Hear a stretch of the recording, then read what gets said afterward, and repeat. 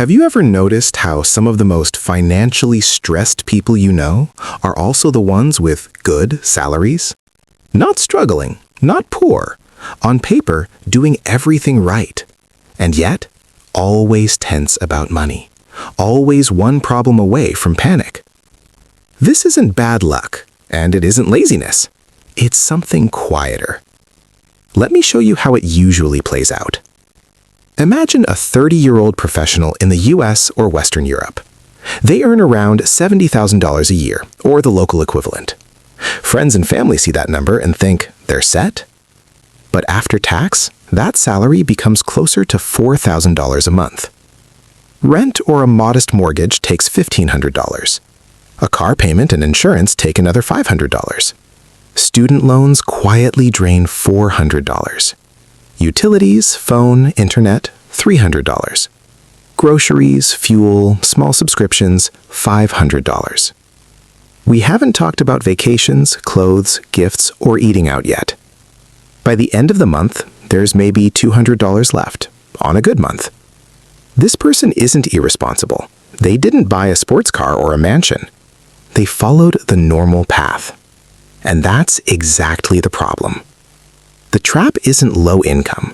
It's that a higher income often just unlocks more expensive versions of normal. Better apartment, nicer car. More convenience. More expectations. And the system quietly encourages it. Banks offer larger loans. Dealerships approve longer payment terms. Credit cards raise limits automatically. None of this feels dangerous in isolation. The hidden mistake isn't spending money. It's committing future income before it arrives. When your lifestyle is built on fixed monthly obligations, your salary stops being freedom. It becomes a requirement. Let's do very simple math. If your fixed costs are $3,500 a month, that's $42,000 a year. After tax, your $70,000 salary might only leave $48,000 usable. That means over 85% of your usable income is already spoken for before you make a single choice. So every raise feels good emotionally, but functionally, it disappears. You don't feel richer, you feel temporarily relieved. Psychologically, this happens because humans adapt fast. What once felt like a luxury becomes the baseline within months. A better car doesn't feel special after the third payment. A nicer apartment just becomes home. But the obligation stays for years. There's also social pressure, especially among educated professionals. If everyone around you upgrades, staying still feels like falling behind, even if your bank balance says otherwise.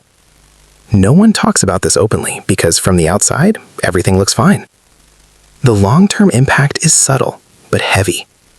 When most of your income is fixed, you can't take risks. You can't change careers easily. You can't reduce hours. You can't say no to a bad job environment. A good salary becomes golden handcuffs, comfortable but restrictive. Financially intelligent people don't escape this by earning less or working harder. They think differently about commitments. They don't ask, can I afford the monthly payment? They ask, what does this cost me in future flexibility? They treat fixed expenses as permanent weight, not temporary choices. They protect their margin, not to feel rich, but to stay calm.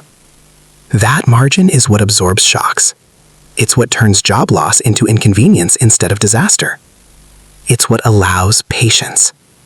This isn't about extreme frugality or rejecting comfort. It's about understanding that income feels powerful, but obligations are stronger. If this goes unnoticed, people can spend decades earning well and still feel stuck. Not broke, just permanently tight. The shift isn't dramatic, it's quiet. Seeing salary as a tool, not an identity. Seeing freedom as leftover capacity, not visible success. No guilt here, no blame. Just awareness. If this made you think a little differently about money and lifestyle, you might enjoy more conversations like this. Consider subscribing or liking the video.